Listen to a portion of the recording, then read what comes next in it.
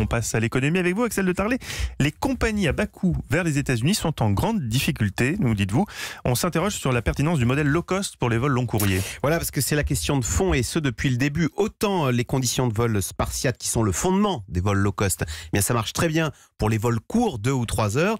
En revanche, pour les vols long courriers, quand vous êtes 6 heures dans un avion, là le passager il veut un minimum de confort. Et donc effectivement, Norwegian, qui est la compagnie low cost vers les États-Unis, qui est le Ryanair de l'Atlantique, eh bien Norwegian connaît de graves difficultés financières.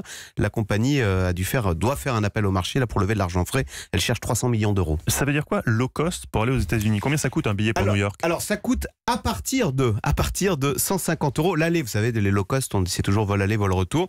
Mais il est là le problème, c'est que quand on a 6 heures de vol et qu'on voyage par exemple de nuit, on veut un minimum de petits plus. Alors par exemple, vous voulez un oreiller, c'est facturé. Vous voulez une couverture, c'est 5 euros. Vous voulez être à la porte, vous avez 6 heures de vol, vous voulez être à côté de la personne qui vous accompagne, boum, c'est facturé. Vous voulez un casque pour écouter c'est facturé. Et donc les Échos hier retranscrivaient ce témoignage d'une famille qui est partie aux États-Unis sur Norwegian et qui disait à la fin, on a payé presque aussi cher que sur une compagnie normale.